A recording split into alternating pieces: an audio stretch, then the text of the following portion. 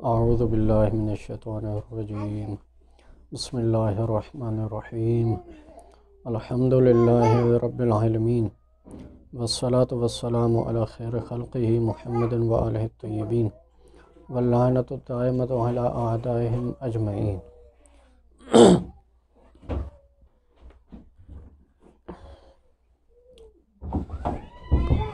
قال المصنف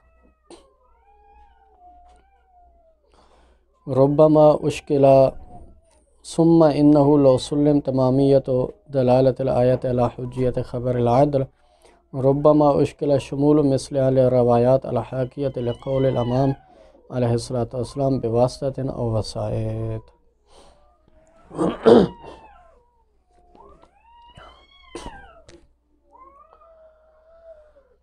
حوزہ علمیہ Najaf Ashraf میں طلاب کرام کفایت الاصول کے لیے جو مادہ امتحانی ہے وہ کفایت الاصول جلد دوم امر ثالث سے ہے۔ ہم نے بھی پڑھنا شروع کیا تھا۔ خبر روایت کی حجیت کی ادلہ ہم پڑھ رہے ہیں۔ پہلی دلیل آیہ نبا، مصنف نے اس کو بیان کیا، اس پہ اشکال اور پھر اس کے جواب کو بیان کیا۔ آج کی عبارت میں مصنف بیان فرماتے ہیں کہ خود آیت کے اندر جو اشکال پیدا ہوتا ہے اس کا جواب ہم نے دے دیا، اور ہم اگر دے بھی دیں، مثلاً اشکال انہوں نے تعلیل کا کہا تھا کہ تعلیل معنی ہے، تعلیل چونکہ مشترک ہے فاسق اور عادل کے درمیان، اور بعد میں کہا تھا کہ اگر یہ اشکال جو ہے نا یہ مبتنی ہے کہ جہالت اگر عدم علم کے معنی میں ہو، اگر صفات کے معنی میں ہو تو پھر یہ ہے کہ یہ اشکال بھی نہیں ہوتا ہے، لیکن پہلے معنی میں بھی اگر لے لیں تو پھر فرماتے ہیں کہ اگر ہم دلالت کو تام بھی ہم مان لیں، یعنی کہ علم کے مقابلے میں بھی لے لیں تو ہم کہیں پھر بھی دلالت تام ہے۔ اس وقت دلالت تام ہونے کی وجہ یہ ہو سکتی ہے کہ خود آیہ نبا میں جو تعلیل عام ہے، لیکن جو اس کا صدر ہے وہ یہ ہے کہ وہ صدر مفہوم پر دلالت کرتا ہے۔ ان جاءکم فاسق بنبأ فتبینوا، یعنی وجوب تبین کرو فاسق کی خبر کے لیے، عادل کی خبر کے لیے وجوب تبین نہ کرو۔ اب اگر تعلیل عام ہو تو تعلیل پھر بھی معنی نہیں بن سکتی، کیونکہ جو صدر میں جو مفہوم ہے وہ حاکم بنے گا اس عموم پر، مفہوم یعنی عموم پر حاکم بنے گا۔ اس کی وجہ یہی ہے کہ جو عادل کی خبر ہے وہ گویا کہ موضوعاً خارج ہے۔ آپ یہ نہیں کہہ سکتے ہیں کہ تعلیل مشترک ہے اور تعلیل اس کو بھی عادل کی خبر کو بھی شامل ہے، بلکہ اس تعلیل سے جو ہے عادل کی خبر وہ موضوعاً خارج ہے، کیونکہ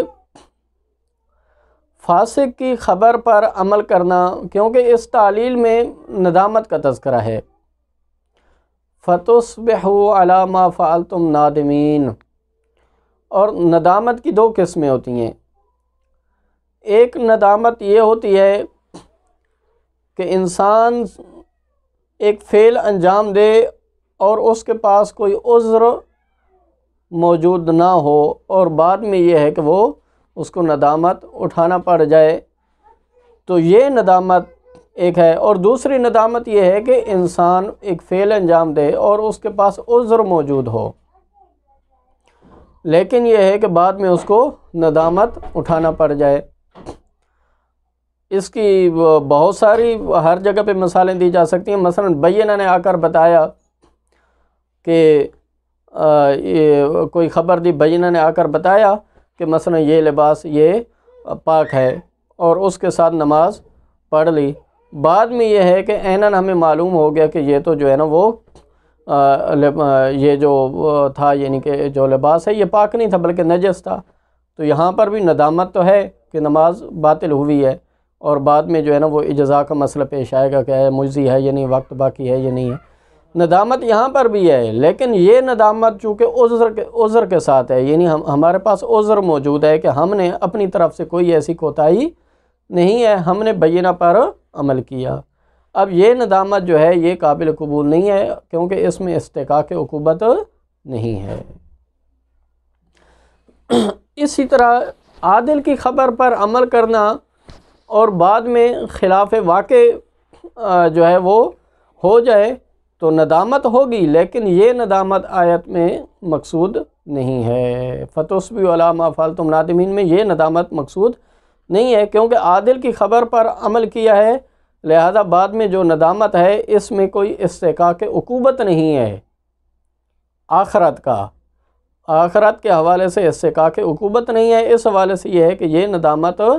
یہاں پر آیت میں مراد نہیں ہے، بلکہ ایسی ندامت مراد ہے کہ جس میں استحقاق عقوبت بھی ہے آخرت کے حوالے سے، اور وہ ہے فاسق کی خبر پر عمل کرنا۔ تو لہذا اس حوالے سے یہ ہے کہ جو ہے یہ مفہوم جو ہے یہ تعلیل پر حاکم بنے گا، اور عادل کی خبر جو ہے وہ موضوعاً تعلیل کے عموم سے خارج ہے۔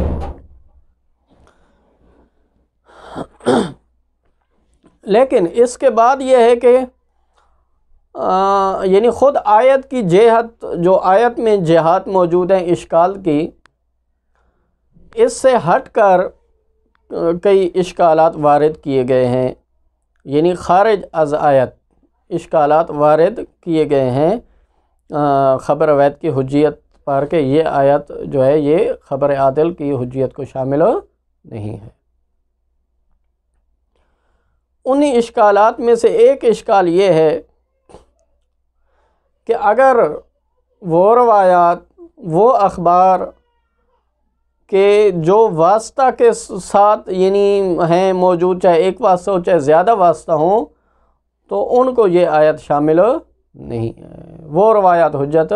نہیں ہے۔ اس کی تقریب اس طرح ہے کہ مثلاً ایک مرتبہ بغیر واسطہ کے خبر ہوتی ہے، مثلا صفار نے خود امام جعفر صادق علیہ السلام سے سنا اور خبر دی۔ اب صفار کا جو قول ہے اس کا جو ہے وہ ایک اثر ہے،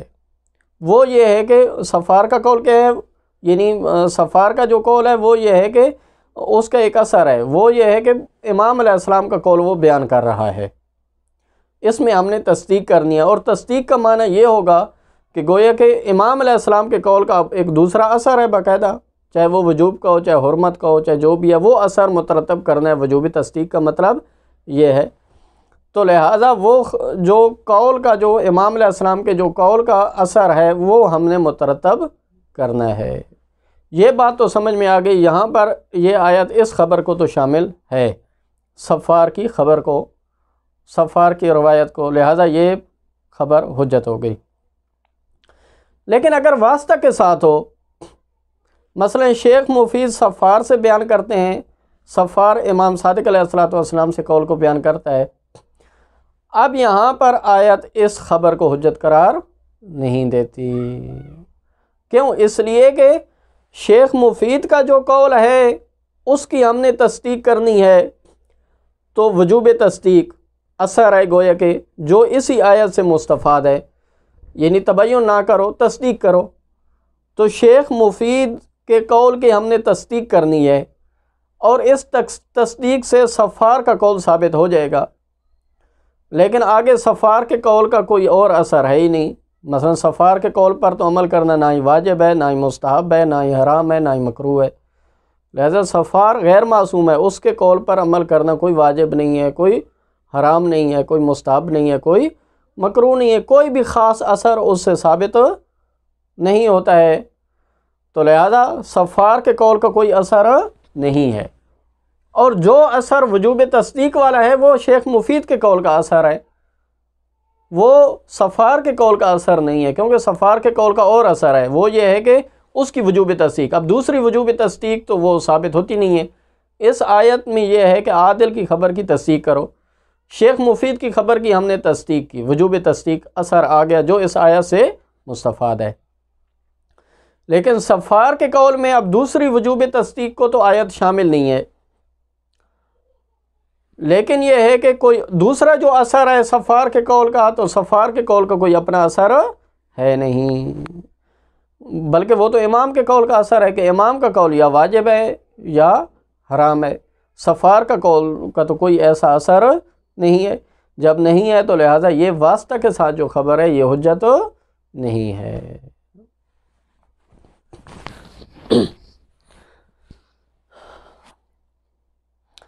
اور یہاں پر جو اشکال لازم آئے گا وہ یعنی تقدم اور تاخر والا اشکال لازم آئے گا یا آ جائے گا، اور موضوع یعنی ایک جو ہے نا حکم اور موضوع والا، یعنی جو حکم ہے اسی کو ہم موضوع بنا رہے ہیں، جو پھر یہ ہے کہ جو مقدم ہے اس کو مؤخر ہم بنا رہے ہیں، جو مؤخر ہے اس کو مقدم بنا رہے ہیں. وہ اس طرح کے مثلا شیخ مفید کے قول کا جو اثر ہے وہ ہے وجوب تصدیق. اب وجوب تصدیق یہاں پر حکم ہے، موضوع کیا ہے؟ وہ قول شیخ مفید گوئے کہ موضوع ہے، عادل کا قول یہ موضوع ہے، اور وجوب تصدیق اس کا حکم ہے. اب صفار کے قول جو ہے اگر اس کی بھی ہم نے یعنی کہ وجوب تصدیق والا، یعنی کہ وہ ہم اگر یا وجوب تصدیق کے علاوہ دوسرا اثر کوئی اور اثر ہے بالفرض صفار کے قول کا، وہ ہم نے مترتب کرنا ہے، تو وجوب تصدیق پھر یہاں پر حکم ہے، اور وہی وجوب تصدیق پھر موضوع بن جائے گا، اور صفار کے قول کا جو اثر ہے وجوب یا حرمت والا وہ اس کا حکم بن جائے گا. تو گویا کہ ایک ہی چیز جو پہلے حکم تھی اب وہی موضوع بن رہی ہے، اور موضوع کا رتبہ مقدم ہوتا ہے، حکم کا رتبہ مؤخر ہوتا ہے، تو جو چیز پہلے مؤخر تھی وہی متقدم بن رہی ہے، یعنی تقدم الشیء علی نفسی لازم آئے گا. تو لہذا یہ اشکال لازم آئے گا. اس کی وجہ سے ہم یہ کہہ سکتے ہیں کہ جو واسطہ کے ساتھ جو خبر ہے وہ حجت نہیں ہے.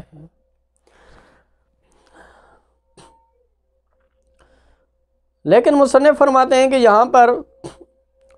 یعنی دو جو ہے نا اس کے جواب مصنف نے دیے ہیں. پہلا جواب تو یہ ہے کہ ہم جعل ثانوی کے قائل ہو جائیں، گوئے کہ ہم یہ کہیں کہ آیت نبا ایک مرتبہ دلالت کر رہی ہے کہ شیخ مفید کے جو ہے نا وہ قول جو ہے اس کی آپ نے تصدیق کرنی ہے وجوب تصدیق. دوسری مرتبہ یہی آیت دلالت کر رہی ہے کہ صفار کے قول کی بھی آپ نے تصدیق کرنی ہے، یعنی وجوب تصدیق. تو لہذا یہ دو وجوب تصدیق یعنی ایک دوسری مرتبہ یہ آیت دلالت کر رہی ہے. تو مصنف فرماتے ہیں ایسا تو ہو نہیں سکتا، آیت تو ایک مرتبہ ہی دلالت کر رہی ہے، لہذا جعل ثانوی پھر ہم نے کہیں اور سے لینا ہوگا، ایک خارجی دلیل سے کوئی اور روایت آ جائے یا کوئی اور آیت آ جائے، اس جعل ثانوی کے ساتھ ہم جو ہے وہ اس واسطہ کے ساتھ جو خبر ہے اس کو ہم حجت قرار دے سکتے ہیں. اور دوسرا جواب یہ دیتے ہیں مصنف کہ ہم ٹھیک ہے جعل ثانوی کے بھی ہم قائل نہیں ہوتے کہ وہ جعل ثانوی مثلا ہمارے پاس ہے ہی نہیں، وہاں پر ایک ہی جعل موجود ہے. جب ایک جعل موجود ہے جعل ثانوی ہے ہی نہیں، اور وہ خبر دوسری مرتبہ جو ہے نا وہ ہے ہی نہیں حجت، تو ہم کیسے جو ہے نا اس کو نہیں قرار دے سکتے. لیکن اس اشکال کا جواب ایک اور طریقے سے مصنف دیتے ہیں، وہ یہ ہے کہ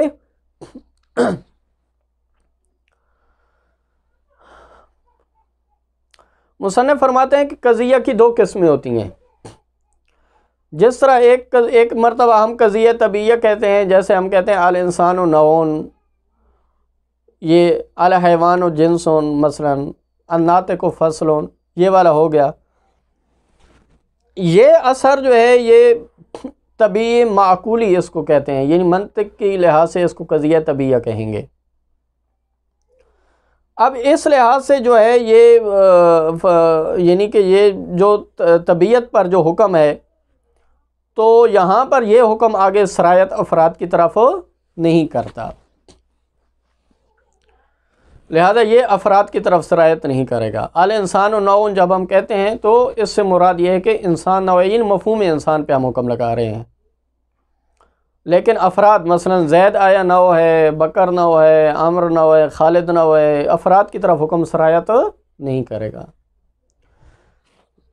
لیکن یہ ہے کہ بعض اوقات قضیہ طبیعیہ ہوتا ہے کہ حکم ایک طبیعی پر ہوتا ہے لیکن بلحاظ افراد، یعنی افراد اصل در حقیقت حکم افراد پر ہوتا ہے لیکن وہ جو طبیعی ہوتا ہے وہ ایک عنوان ہوتا ہے۔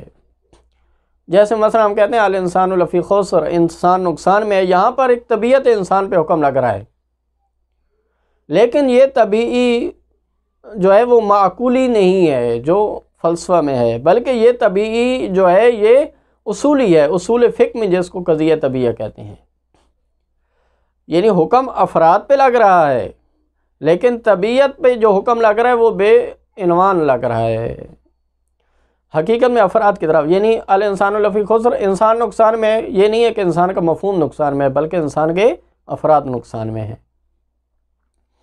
اسی طرح یہاں پر مصنف کہتے ہیں یہ اشکال اس وقت پیش آ سکتا ہے جو مذکورہ اشکال ہے کہ آیت سے جو وجوب تصدیق والا حکم مستفاد ہے وہ خبر مفید پر ہے اور خبر صفار پر وہ وجوب تصدیق والا حکم جال ثانوی کے ساتھ ہو سکتا ہے وإلا نہیں ہو سکتا۔ مصنف فرماتے ہیں یہ اس وقت ہو سکتا ہے کہ اگر یہ جو قضیہ ہے یہ طبیعی معقولی ہو، جس طرح الانسان نوعن ہم کہتے ہیں، اس طریقے سے اگر آپ کہیں تو تب یہ اشکال لازمت ہے۔ لیکن اگر یہ حکم بلحاظ افراد ہو، یعنی گویا کہ آیت میں جو وجوب تصدیق والا حکم ہے جو مستفاد ہوتا ہے، حقیقت میں یہ ایک عقلی جو ایک قضیہ ہے اس کی طرف اشارہ ہے، وہ یہ ہے کہ صدق العادل، گویا کہ عادل کی تصدیق کرو۔ تو یہ جو حکم ہے یہاں پر صدق العادل، مثلا عادل پر جو حکم ہے یہ طبیعی عادل پر ہے، یعنی افراد کو ملاحظہ کرتے ہوئے، نہ یہ ہے کہ ایک عادل پر ہوگا تو اب دوسرے عادل پر مثلا یہ گویا کہ اس آیت سے یعنی کہ جو حکم ہوتا ہے ان جاءکم فاسق بنبأ فتبینوا، ان جاءکم عادل فلا تبینوا، مثلا یہ وجوب تصدیق والا جو حکم آیت سے مستفاد ہے تو اس سے ایک قضیہ جو ہے نا وہ اخذ ہوتا ہے، وہ ہے صدق العادل۔ اب جب یہ قضیہ مستفاد ہو گیا صدق العادل تو یہاں پر طبیعی عادل بلحاظ افراد مراد ہے، نہ یہ ہے کہ بلحاظ طبیعت مراد ہے۔ یعنی الانسان نوعن کی طرح یہاں پر حکم نہیں ہے بلکہ الانسان لفی خسر کی طرح گویا کہ حکم ہے، یعنی افراد کو ملاحظہ کرتے ہوئے ہے۔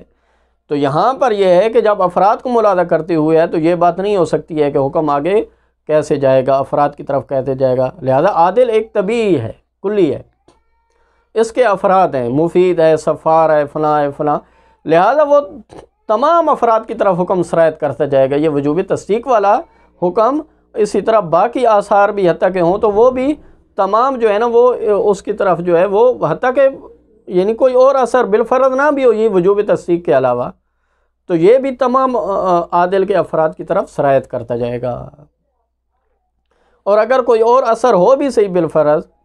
یہی جس طرح مثلا ایک اثر تو وجوب تصدیق والا ہو گیا، دوسرا اثر خود امام علیہ السلام کے قول مثلا ہے وہ وجوب ہے چاہے حرمت ہے، وہ والا اثر یعنی وجوب یا حرمت والا اثر، باقی آثار بھی، تو یہ ہے کہ یہ تمام افراد کی طرف گویا کہ سرایت ہو جائیں گے۔ اب چاہے وہ مفید کا قول ہے چاہے وہ صفار کا قول ہے، وہ تمام افراد کی طرف جب حکم سرایت ہو جائے گا، اسی طرح جس طرح طبیعت کا حکم افراد کی طرف سرایت کر جاتا ہے اور یہاں پر کوئی اتحاد حکم اور موضوع والا اشکال لازم نہیں آتا ہے، کیونکہ جب ایسی بات ہو گئی وجوب تصدیق والا ایک ہی حکم ہے تمام افراد کی طرف جب سرایت کر رہا ہے تو یہ عرض میں ہے گویا کہ دوسرا جو اگر کوئی اور اثر ہے مثلا تو وجوب تصدیق اس کے لیے کوئی یہ نہیں ہے کہ موضوع بن رہا ہے بلکہ یہ دو اثر عرض میں ہیں،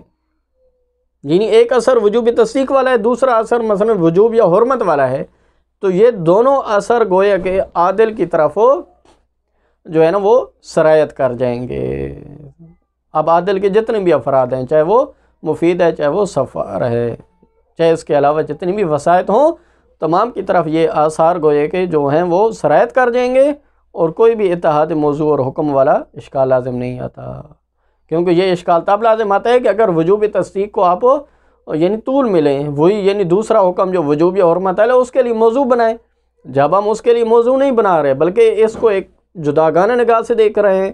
جو دوسرا اثر اس کو جداگانہ نگاہ سے دیکھ رہے ہیں، دو عرض میں ہیں، تو لہذا کوئی بھی اشکال لازم نہیں آتا۔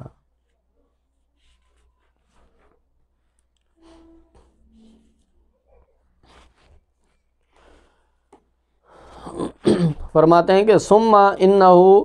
لو سلم تمامیت دلالت الآیت علی حجیت خبر العدل، اگر ہم تسلیم کر لیں کہ آیت کی دلالت تام ہے خبر عدل کی حجیت پر، اور آیت نبا سے عادل کی خبر کی حجیت ثابت ہو جاتی ہے، ربما اشکل شمول مثلها للروایات الحاکیۃ لقول الامام علیہ السلام بواسطۃ او وسائط، تو مصنف فرماتے ہیں بعض اوقات اشکال یہ پیش آتا ہے کہ آیہ نبا اور اس جیسی دوسری آیات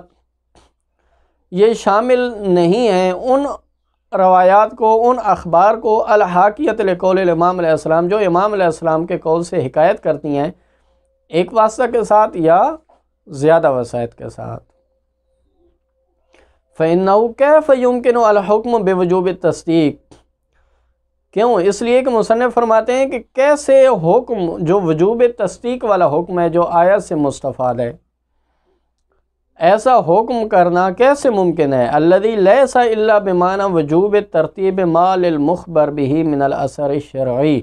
کیونکہ وجوب تصدیق کا معنی ہے کہ مخبر به کا جو اثر شرعی ہے، چاہے وجوب کا ہے چاہے حرمت کا ہے، اس کو آپ نے مترتب کرنا ہے۔ مثلا صفار نے بیان کیا کہ امام جعفر صادق علیہ السلام نے فرمایا ہے کہ نماز جمعہ واجب ہے، اب یہ وجوب والا اثر ہم نے صفار آیت سے مستفاد ہوتا ہے کہ صفار کی خبر جو ہے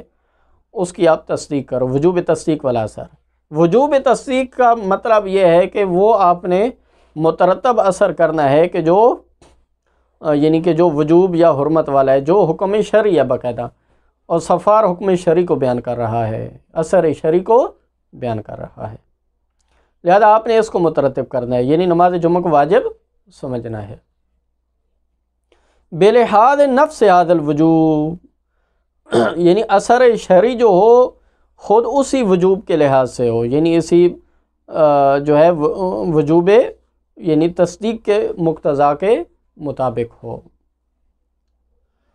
فیما کان المخبر بھی خبر العدل و عدالت المخبر، جہاں پر یہ ہے کہ مخبر بھی ہی جو ہے وہ عدل کی خبر ہو یا مخبر کی عدالت ہو۔ اب یہ فرماتے ہیں لِأَنَّهُ وَإِنْ كَانَ أَثَرًا شَرْعِيًّا لَهُمَا، اب اگرچہ یہ جو وجوب تصدیق ہے، لِأَنَّهُ کی ضمیر وجوب تصدیق کی طرف جا رہی ہے، اگرچہ یہ وجوب تصدیق وَإِنْ كَانَ أَثَرًا شَرْعِيًّا لَهُمَا، اگرچہ یہ اثر شرعی ہے دونوں کے لیے، یعنی نفس خبر عدل کے لیے یا عدالت مخبر کے لیے، یہ وجوب تصدیق اثر شرعی ہے، إِلَّا أَنَّهُ بِنَفْسِ الْحُكْمِ فِي مِثْلِ الْآيَةِ بِوُجُوبِ تَصْدِيقِ خبر العدل حسب الفرض، مگر یہ کہ یہ جو تصدیق ہے یہ وہی حکم ہے کہ جو آیت سے مستفاد ہوتا ہے، بوجوب تصدیق خبر العدل،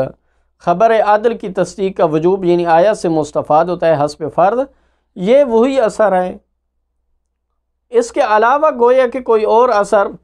کہنے کا مقصد یہ ہے کہ واسطہ یعنی بغیر واسطہ کے اگر ہو تو ہمارے پاس گویا کہ تین چیزیں ہیں، صفار بیان کرے کہ امام جعفر صادق علیہ السلام نے بیان فرمایا کہ نماز جمعہ واجب ہے، تو یہاں پر ہمارے پاس تین چیزیں ہیں، ایک خبر ہے، ایک عدل ہے یعنی عدالت مخبر، اور تیسری چیز ہے وہ اثر یعنی یہ وجوب یا حرمت والا اثر ہے جو امام علیہ السلام کا قول ہے، لہذا یہ ہے۔ تو یہ تین چیزیں ہونی چاہیے، یعنی کہ ہمارے پاس یہ تین امور گویا کہ یہ ہونے چاہیے۔ قول عادل کی حجیت کا مرجع گویا کہ یہ تین چیزیں ہیں۔ لیکن یہ ہے کہ جس وقت واسطہ کے ساتھ ہو تو اس وقت یہ مشکل پیش آتی ہے کہ یہ تین چیزیں گویا کہ ہمارے پاس نہیں ہیں۔ مثلا شیخ مفید کا جو بیان کرتا ہے کہ صفار نے یہ کہا،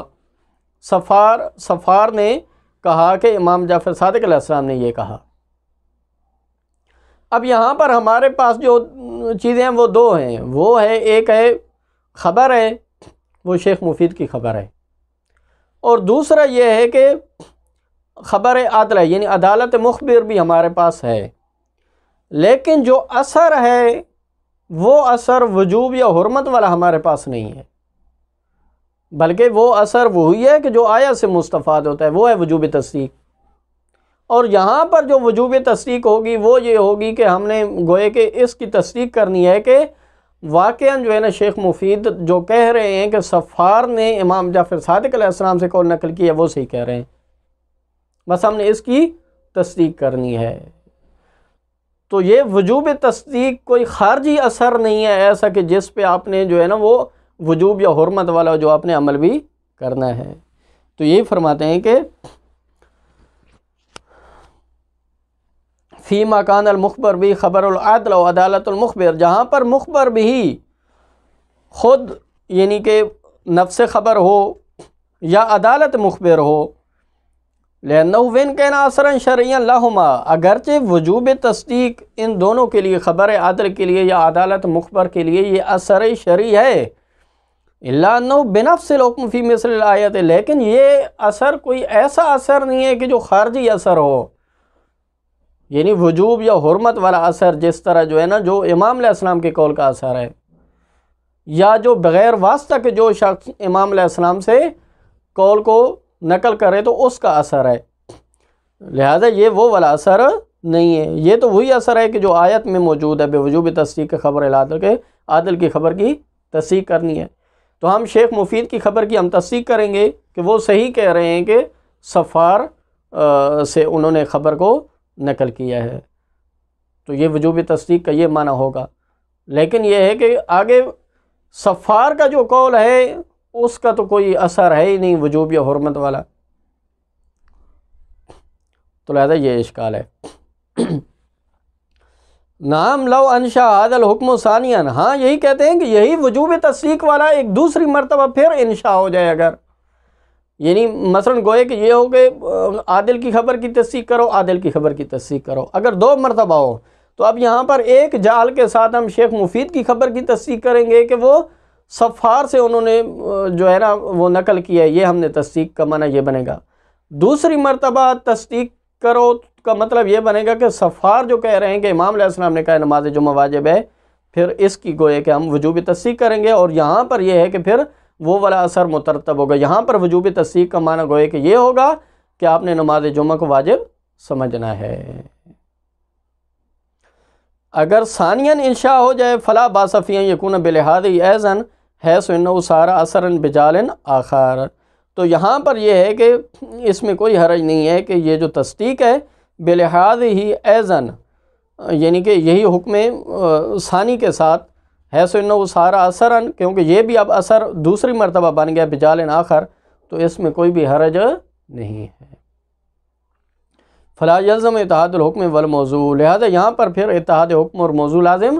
نہیں آئے گا، کیونکہ دوسرا ہی وجوب تصدیق کے لیے جو ہے وہ ہمارے پاس ایک علیحدہ جعل اور ایک علیحدہ انشاء موجود ہے، ایک علیحدہ دلیل موجود ہے۔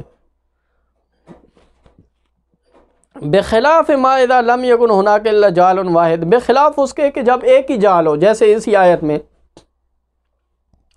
کہ آیت سے وجوب تصدیق ایک مرتبہ جعل ہے، اب وہ ایک مرتبہ جو جعل ہے اس کو ہم نے عمل درآمد کرنا ہے شیخ مفید کی خبر پر، لہذا شیخ مفید کی خبر کی ہم نے تصدیق کر دی، ہم یعنی شیخ مفید کی خبر کی تصدیق کر دی، اور شیخ مفید نے کہا ہے کہ صفار نے یہ کہا ہے، وہ ہم نے تصدیق کر دی، لیکن صفار کا قول جو ہے وہ تو واجب نہیں ہے، مستحب نہیں ہے، لہذا اس تصدیق وجوب تصدیق کا معنی تو یہ نہیں بنے گا کہ واجب یا مستحب والا یا حرام والا، لہذا کوئی عملی ثمرہ پھر اس کا نہیں ہے۔ تو اس کا مطلب یہ ہے کہ پھر لغو ہے، یعنی اگر واسطہ کے ساتھ خبر ہو تو اس آیت کو اگر اس خبر کو آپ حجت قرار دیں گے تو یہ لغویت لازم آتی ہے۔ مثلا ہم نے شیخ مفید کی خبر کی، ہم نے تصدیق کی، ہاں جی وہ صحیح کہہ رہے ہیں، تو اس کا کیا فائدہ ہوا؟ جو صفار کا قول ہے اس پہ عمل کرنا تو ہمارے لیے واجب نہیں ہے۔ جب عمل کرنا واجب نہیں ہے تاکہ اس کا جو بھی اثر ہے، مثلا صفار کہہ رہے ہیں کہ نماز جمعہ واجب ہے، تو صفار کون ہے وہ کہہ سکتے ہیں کہ نماز جمعہ واجب ہے؟ نہ ہی صفار پر وحی نازل ہوتی ہے، نہ ہی صفار جو ہے وہ کوئی یعنی کہ اس کو کوئی ایسا ہے کہ امام علیہ السلام سے مثلا آیا، وہ جب کہہ رہا ہے تو ہاں وہ ایک دوسرا اثر بن جائے گا، امام علیہ السلام سے مجھے ملاقات ہوئی اور امام علیہ السلام نے یہ کہا ہے، لیکن خود صفار جو کہہ رہا ہے کہ نماز جمعہ واجب ہے، اس پر ہمارے لیے عمل کرنا واجب نہیں ہے، لہذا یہاں پر اشکال لازم ہے۔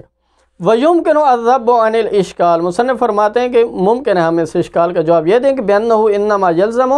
إِذَا لَمْ يَكُنِ الْقَضِيَّةُ طَبْعِيَّةً وَالْحُكْمُ فِيهَا بِلِحَاظِ طَبِيعَةِ الْأَثَرِ بل بِلِحَاظِ أَفْرَادِهِ، کہ یہ اشکال اس وقت لازم آتا ہے کہ جب قضیہ طبعیہ نہ ہو۔ یہاں طبعیہ سے مراد پہلے جس طرح وضاحت کی ہے کہ یہاں طبعیہ سے مراد طبعیہ اصولی ہے، طبعیہ معقولی اور وہ نہیں الانسان و نو کی طرح۔ جب قضیہ طبعیہ نہ ہو یعنی الانسان لفی خسرن کی طرح نہ ہو، جب یہ والحکم فیہ بلحاظ طبیعت الاثر، اور حکم طبیعت اثر کے لحاظ سے نہ ہو، بل بلحاظ افرادی بلکہ افراد کے لحاظ سے حکم ہو۔ جب قضیہ طبیعہ نہ ہو، والحکم فیہ بلحاظ طبیعت الاثر، حکم ہو، یہاں پر قضیہ طبیعہ جب ہوگا تو اس وقت گوئے کہ حکم جو ہے نا وہ طبیعت اثر کے لحاظ سے ہوگا، بل بلحاظ افرادی بلکہ افراد کے لحاظ سے حکم ہو، یعنی افراد کو مد نظر رکھتے ہوئے۔ وَإِلَّا، وگرنہ اگر جب قضیہ جب ہم کہہ رہے ہیں طبعیہ ہے اور حکم بھی افراد کو مد نظر رکھتے ہوئے ہے، یعنی طبعیہ معقولی ہے، طبعیہ معقولی نہیں ہے بلکہ طبعیہ اصولی ہے، تو فرماتے ہیں فالحکم بوجوب تصدیق یسری الی سرایت حکم طبیعت الی افرادہ، تو لہذا وجوب تصدیق والا حکم فرد کی طرف اسی طرح سرایت کرتا جائے گا جس طرح طبیعت کا حکم افراد کی طرف سرایت کرتا ہے۔ جیسے آپ کہتے ہیں الانسان لفی خسرن، انسان نقصان میں ہے، تو یہاں پر حکم لفی خسرن کو دوبارہ جال کرنے کی ضرورت نہیں ہے، مثلا ایک مرتبہ آپ کہیں گے ہاں دوسری جنس کے مقابل میں آپ کہیں تو پھر ہے، وگرنہ افراد کی طرف جال ثانوی کی طرف جو ہے نا وہ حاجت نہیں ہے، جس طرح زید خسارے میں، عمر بھی خسارے میں، بکر بھی خسارے میں، خالد بھی خسارے میں، تمام افراد کی طرف حکم سرایت کرے گا۔ تو یہاں پر بھی اسی طرح وجوب تصدیق والا جو حکم مستفاد ہوتا ہے وہ طبیعی عادل پر ہے، لہذا یہ حکم وجوب تصدیق والا سرایت کر جائے گا مفید کی طرف بھی، صفار کی طرف بھی، اور صفار کی طرف جو جب سرایت کرے گا تو وہاں پر وجوب تصدیق کا مطلب یہ ہوگا کہ وہ اثر شرعی کو آپ نے مترتب کرنا ہے، یعنی وہی وجوب یا حرمت والا، تو لہذا یہاں پر جو ہے بلا محظور لزوم اتحاد الحکم والموضوع، کوئی بھی جو ہے نا وہ اتحاد حکم اور جو موضوع والا اشکال یہاں پر لازم نہیں آئے گا، کیونکہ ہم نے کوئی حکم کو دوبارہ موضوع تب ہم بنائیں گے کہ پہلا قضیہ ختم ہو جائے، جبکہ یہ وہی قضیہ چل رہا ہے اور اسی پہ ہی جو ہے نا حکم موضوع ایک ہی رہے گا، افراد مختلف ہیں اور حکم افراد کے ساتھ متعدد ہوتا جائے گا۔ وصلی اللہ علی محمد وآل محمد۔